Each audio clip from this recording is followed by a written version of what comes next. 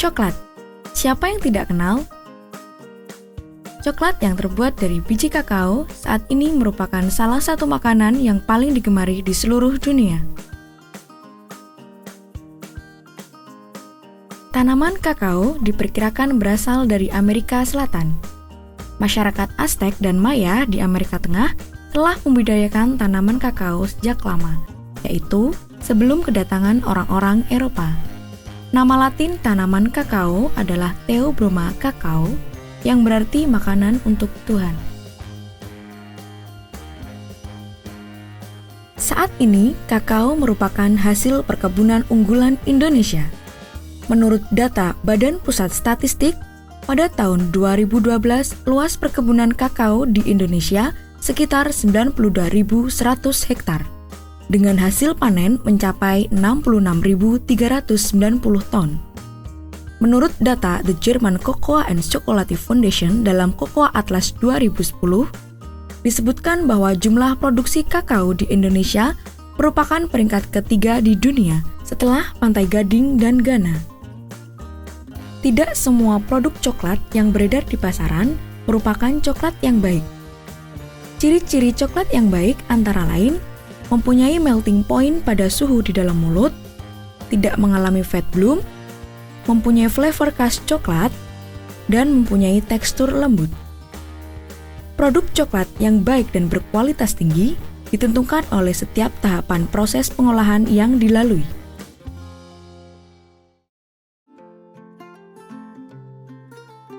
Proses pengolahan kakao menjadi lemak kakao dan bubuk kakao. Buah kakao yang siap panen adalah buah kakao yang sudah berwarna kuning. Setelah itu, kakao diperam selama 5-7 hari dalam bentuk hip untuk memberikan efek positif pada pembentukan flavor. Selanjutnya, buah kakao dibuka dan dibersihkan pulpnya secara manual menggunakan tangan.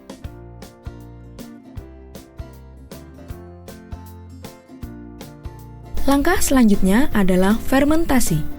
Fermentasi bertujuan untuk membentuk senyawa bakal flavor khas coklat, sekaligus mengurangi rasa pahit dan sepat yang ada di dalam biji kakao. Fermentasi dapat dilakukan dalam bentuk hip yang dialasi daun pisang atau dilakukan dalam kotak fermentasi.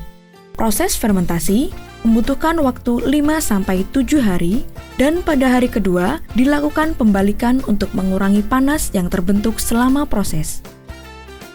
Selanjutnya, biji kakao terfermentasi dikeringkan untuk menghilangkan air yang semula 55% menjadi sekitar 7% agar biji kakao aman disimpan atau didistribusikan. Pengeringan dapat dilakukan dengan pengeringan sinar matahari atau secara mekanis. Setelah itu, biji kakao kering disangrai. Perlakuan panas akan menyebabkan reaksi Maillard untuk membentuk aroma dan cita rasa khas coklat. Suhu penyangraian umumnya antara 105 sampai 120 derajat Celcius dengan waktu 10 sampai 35 menit, tergantung jumlah biji yang disangrai. Biji yang telah disangrai kemudian dipisahkan dari kulitnya dengan mesin winnower. Biji yang sudah dipisahkan dari kulitnya disebut dengan nib. Nib yang dapat digiling sehingga menghasilkan pasta coklat. Nib juga dapat dipres untuk menghasilkan lemak kakao dan menyisakan cake. Cake tersebut apabila digiling akan menghasilkan coklat bubuk. Kakao masa atau pasta coklat atau coklat bubuk dan lemak kakao selanjutnya dapat dicampur dengan gula, susu, dan lecitin dengan perbandingan tertentu untuk menghasilkan dark coklat, milk coklat, atau white coklat. Langkah pertama adalah pencampuran bahan-bahan sesuai dengan komposisi yang telah ditentukan. Selanjutnya, dilakukan proses refining menggunakan roll untuk memperkecil ukuran partikel adonan, serta koncing membentuk struktur dan flavor yang baik, sekaligus menurunkan kadar air dan viskositas. Koncing dilakukan pada suhu 45-105 derajat Celcius selama 4-24 jam, tergantung jenis dari adonan yang diproses. Pada tahapan koncing, sebagian lemak kakao ditambahkan. Setelah itu, dilakukan proses tempering, yang dapat dilakukan secara manual maupun dengan mesin. Tujuan dari tempering adalah memperbaiki bentuk kristal coklat.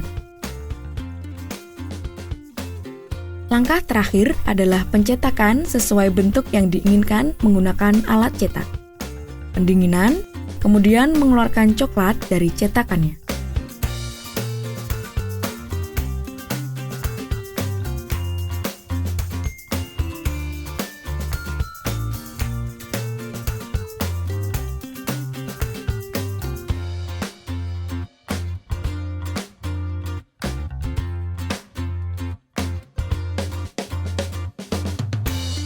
Biji kakao terdiri dari pulp, testa, dan embrio. Tujuan dari proses fermentasi adalah menghilangkan pulp pada biji kakao sekaligus embrionya. Proses fermentasi terdiri dari 3 fase penting, yaitu fase aerobik di mana mikroorganisme yang dominan adalah yeast, fase mikroaerobik di mana bakteri asam laktat yang mendominasi, dan fase aerobik di mana bakteri asam asetat yang mendominasi. Selama proses fermentasi, pulp yang disusun oleh gula dan pektin akan terdegradasi oleh enzim pektinase. Selama proses fermentasi itulah senyawa prekursor pembentuk cita rasa khas kakao terbentuk.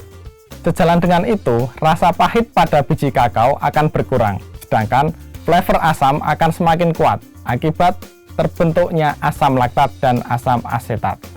Dengan demikian, fermentasi memegang peranan yang sangat penting dalam pembentukan flavor khas kakao.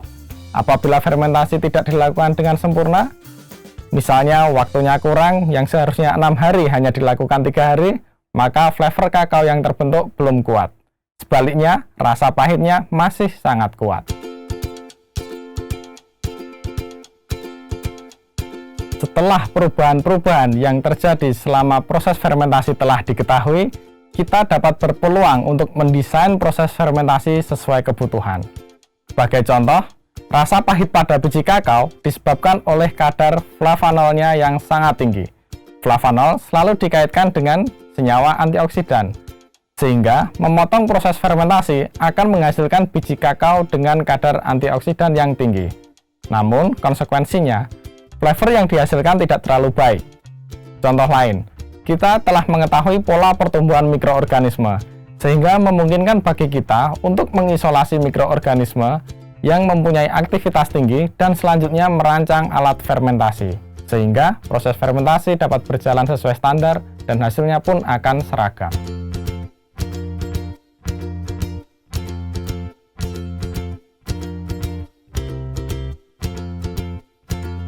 Penyangrean merupakan tahapan yang sangat penting dalam menentukan flavor biji kakao yang terbentuk. Sebab, pada proses inilah, senyawa bakal flavor yang terbentuk selama proses fermentasi diubah menjadi senyawa yang berkontribusi pada flavor khas kakao. Misalnya perubahan aminoketon menjadi pirazin. Suhu penyangrean umumnya antara 105-120 derajat Celcius dengan waktu 10-35 menit tergantung jumlah biji yang disangrai. Jika proses penyangrean kurang dari standar yang telah ditetapkan, maka pembentukan flavor tidak optimal. Sebaliknya, apabila terlalu berlebihan, biji kakao akan gosong.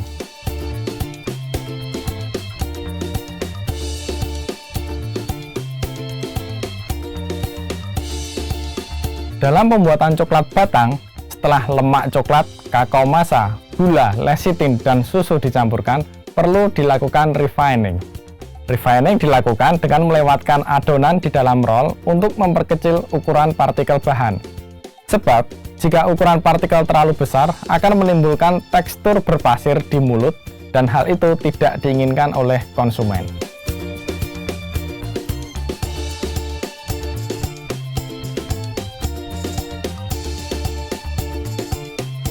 Conching atau pengadukan merupakan bagian paling penting dalam produksi coklat. Selama beberapa jam, adonan diuleni dan dipanasi menggunakan alat, ball mill misalnya. Selama proses quenching, panas akan membuat partikel gula, kakao, dan bahan lain menjadi halus, lembut, dan mengkilap. 3 faktor utama yang dihasilkan selama proses quenching adalah aroma, tekstur atau tingkat kehalusan, dan adonan coklat dapat mengalir dengan sempurna.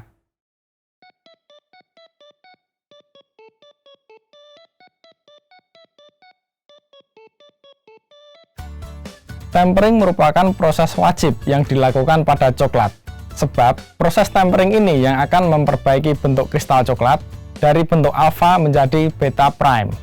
Bentuk kristal inilah yang memungkinkan coklat akan meleleh pada suhu tubuh. Apabila tempering tidak dilakukan dengan sempurna, maka coklat akan meleleh sebelum kita memasukkan ke mulut.